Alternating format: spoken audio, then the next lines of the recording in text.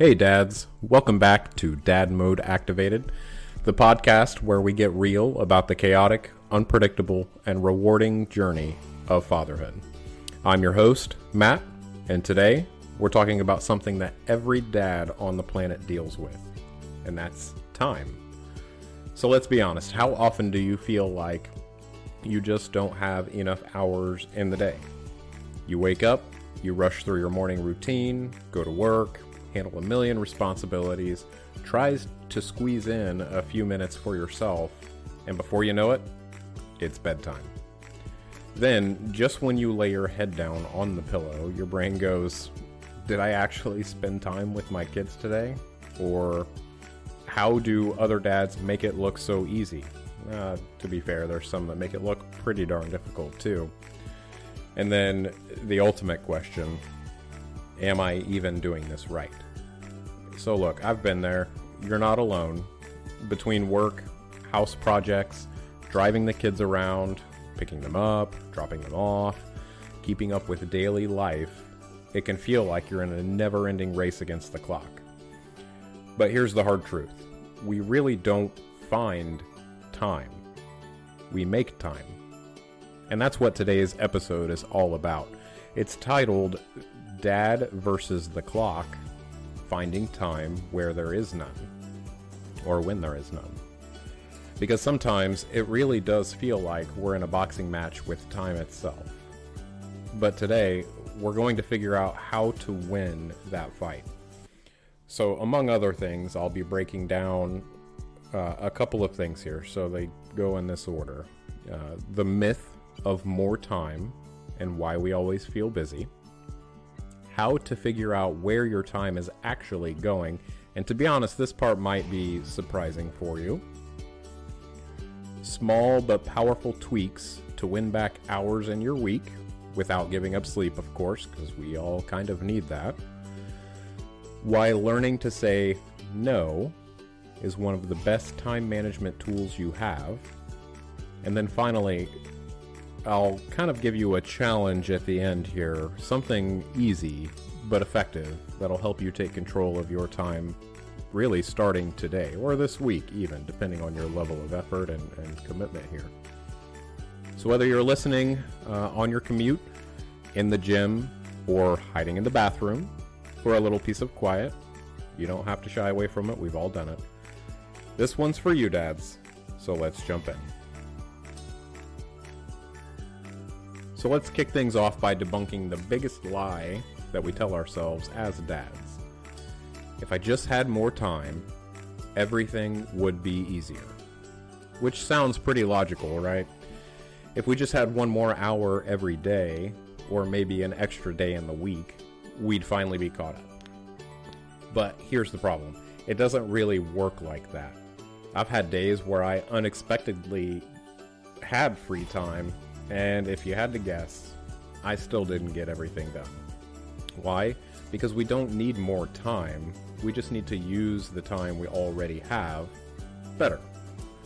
So have you ever had a slow work day or a slow day in general where you thought, I'm going to get so much done today, this is going to be the best, most productive day I've ever had. But somehow, you still end up scrambling to finish everything by the end of the day. That's because, realistically, time expands to fill whatever space we will allow it. And there's actually a scientific principle behind this. It's called Parkinson's Law, and it says, work expands to fill the time available for its completion. Basically, what that means is, if you give yourself an hour to mow the lawn, you'll get it done in an hour. But if you give yourself 3 hours, somehow you will stretch that out to make it meet that 3-hour mark. So think about how we treat time versus money. If someone handed you an extra $1,000 today, you'd probably find a way to spend it. I think we all would.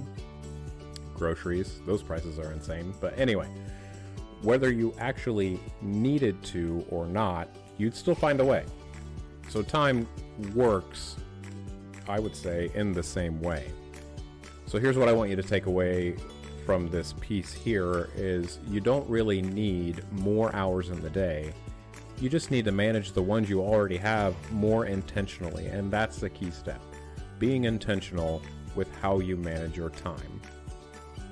So, for example, having some unexpected free time. I just recently started dabbling in the social media world, and more specifically the world of TikTok, which, if you're interested, DM activated on TikTok. It's pretty cool, but I sunk quite a bit of time into that, and all the while my wife has been asking me to go out and finish building the other half of the chicken run that I committed to last year. And here we are, a year later. I'm scrolling TikTok and trying to figure out how it works. Still not that sure, but I could have probably handled that time a little bit more appropriately and had knocked out what I needed to knock out, but I didn't. So really that brings us to our next step. So this portion is, I'm going to title it the Dad Time Audit. So where does your time really go? So if you think about it, if we don't need more time, what do we actually need? We need to figure out where our time is going. I'd like to call this the Dad Time Audit, and it's really the first thing you need to do if you want to take back control of your schedule. And I'll go into a little bit about how it works. And, don't hate me. I already know we're busy, and here I am talking about another task, but it's really going to help you in the long run. I've done it. It is very useful. So write down everything you do for a full 24 hours. And that literally means everything. Work, eating, sitting there scrolling through your phone, reading emails, answering phone calls, TV, driving, random distractions. Just be brutally honest with yourself. And if you need help with that, you can reach out. I don't mind helping to build some type of Excel spreadsheet. That's what everybody does, right? We can go through and create some kind of list with times and some representation of your commitment to those activities throughout the course of a 24-hour period. And then the next thing you want to do after you create this list, identify your time leaks. I guarantee you're going to see some major areas of wasted time. For example, 20 minutes of mindless scrolling on Instagram, watching all those fancy dances. I'm sure it's interesting, but not useful.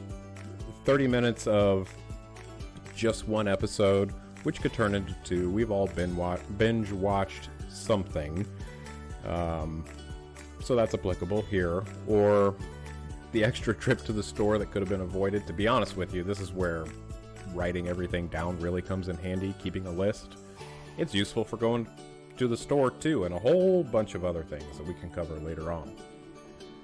The next step, make some adjustments. Once you see where your time is going, you can start making those intentional changes. So another, I would say, shocking stat, the average person spends 2.5 hours a day. There's only 24 of those hours in a day. 2.5 of those are spent on social media, and that's over 17 hours a week. That's a huge amount of time. Imagine what you could do if you got really just half of that time back. 8.5 hours. That's a lot of time. So the next piece here, we're going to talk a little bit about small tweaks, big wins, working through finding those hidden pockets of time, and actually backing up a little bit, doing that time audit. Admittedly, there were things, and my wife and I have talked about this for sure. She's amazing, by the way. So when she listens to this, I just want everybody to know she's awesome. But usually at night, say we'd have dinner 6:30 p.m., get done 7:30 p.m., everything's cleaned up, great. Let's go sit in the living room and watch TV until one or the other looks over and says, we should probably go to bed. That's several hours worth of time. While important for me to spend that time with her, I could have knocked out a couple of the small tasks that I have pending on a regular basis, but I didn't really know that until I started to list those things out. So just kind of to belabor the fact that creating that list, while it's a pain, in the something. But once you do it, I think it really does pay dividends later. And being honest, being specific, really does go a long way. Okay, sorry. Back to the other thing. The small tweaks, big wins. So, now that we know where our time is going, let's talk about how to get some of it back. Here are 5 simple, kind of simple, but really powerful strategies to reclaim those lost hours. So, speaking of kids specifically, for you dads out there, the commute connection is one. The screen swap challenge is another. The 3-minute rule. Bedtime bonus time. And the one thing rule. So let's kind of walk through each one of these. The commute connection. So let's say you have to drive with your kids every day. Turn that drive time into talk time with your kids. It actually does drive my whole family, 5 kids, wife, everyone, crazy. I don't even turn the radio on. I would much rather sit there, joke around, loosen them up, and really get into the meat of the conversation that they typically want to have, whether it be about their day, what's going on. They really do share quite a bit once you invest that time. What else are you going to do other than sing Shania Twain, which I'm not very good at? I'll do it, but I think spending that time talking with the kids could be a little bit more important. The screen swap challenge, I'm defining as 15 minutes of being on your phone. Go do something real. Sweep, vacuum the living room. Might do that faster than 15 minutes, but that's just one example of just how productive that time could be, and you're not really going to miss anything other than some fancy dances that, let's face it, some of us just can't do.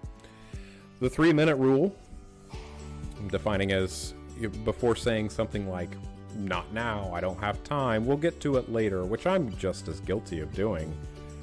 Give your child 3 minutes of focused attention. Now, that's not to say grab your phone, say, pause, Billy, I gotta set this timer for 3 minutes and you can talk to me.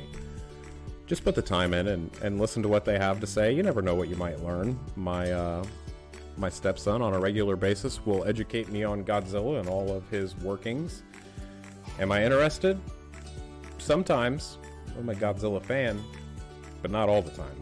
But I'll spend that time just to listen. I might joke around with them and poke and prod and learn a little bit more, but I think that time is pretty valuable. Bedtime bonus time. Spend an extra 5 minutes at bedtime talking with your kids. As impossible as that may seem, because bedtime for some, including myself, could be a whole routine in and of itself. But at the same time, that's the wind down. That's the, if I had a bad day, I know that I'm going to joke around, I'm going to head to bed, and yep, it might be difficult, but some of my personality is still allowed to shine and come out while I'm on my way to bed. I can go to bed knowing that, my feelings matter, my opinions matter. I could have gone about it differently, but I'm a kid. What do I know? And as a parent, I still think that's pretty valuable. It's a good learning opportunity. So just keep that in mind. And then there's the one thing rule. And this is more personal to you. But before bed, just ask yourself, what is one thing I can do tomorrow to make my day better? And then do that. So for example, I don't have a fancy, I have a Keurig, but it's not a fancy one. It's one you gotta fill up the water reservoir every day, and my wife and I drink a lot of coffee. But I would oftentimes just go to bed and then wake up in the morning cursing myself because I didn't fill up the water, so I have to stand there and do that, put it back on, then I can drink coffee. It would be great if I could just come downstairs, put my coffee mug underneath there, pop the little cup thing in, and push the button. So I started doing that recently, and I was surprised actually at how much of a relief that was. And to be honest, on my brutally honest self-awareness list of things that I do with my time, that 3 minutes had a huge impact on, I would say, my mental well-being, which is important. And we'll cover that later too, for those of you that are interested in that. Lots to share there, really. Anyway, So this next piece, saying no to say yes. Really, the fastest way to get your time back is learning to say no. Every time you say yes to something, you're saying no to something else. Now that might sound very basic in principle, but it's true. So if you start asking yourself this question, you go through your work day, your personal day, whatever time you're on, just ask yourself, is the yes that I'm about to give, is that worth what I'm giving up? So for example, I am a huge football fan. I love going tailgating. I love seeing my friends there. They're very important to me, and they know that. But there came a time where, for football home games, I was always gone, and I was gone all day. There are things that I need to do here at home. I would put those by the wayside, winter or not, depending on the weather, projects and things, and I just wouldn't do them. Saturday is one of the 2 free days that I have, and some of these projects I just can't get done in one day. So I had to step away and say, no, I can't come do this. I need to do this instead. And it could be a number of things. Another example is, my daughter, my stepdaughter, at times will go ride horses on a Sunday. Well, if there is a football game on a Sunday, I would be gone for that whole entire day, and I would miss that. Or I would miss time staying home with my boys while my wife took them to ride horses. And that's when I started to realize that saying no, while it may come across as, hurtful to some, it was meaningful to them. And that's what really was important to me. So, I know I mentioned earlier in this podcast that I'd have a challenge for you. So, really, here's your challenge for this week. Do the Dad Time Audit. And if you're not sure what it is, rewind and go back. It's toward the beginning. But do the audit, reach out. Like I said, I'll help you. I have no problem with that. I don't even want to see it unless you want me to. But do the audit. It is useful. It's more work on top of an already potentially busy schedule, but it is worth it in the long run. And then go through and pick one strategy from today or from this episode and try it. Whether it works, whether it doesn't work, again, you can send me an email. You can hit me up on the TikTok or one of the other various social media platforms. Probably the easiest way would be to jump on the website and contact me there, dmactivated.com. But pick one of those strategies from this episode and just try it. And then lastly, even though I just said it, but send me a message with your biggest time waster, because admittedly, I'm not the perfect dad. I just have a lot of experience doing it, and it's something I'm very passionate about, and I'm willing to learn even today. So send me that feedback. I might even incorporate it into one of the episodes that I'm doing, if that's something you're comfortable with. And if not, we can keep it anonymous. Can't even read my own notes. Anonymous. And talk about it that way. It's up to you. But realistically, let's take back our time, one intentional choice at a time. And I can't emphasize that enough. Intentional choice. So until next time, stay present, stay intentional, and keep Dad Mode activated. Thanks, everybody.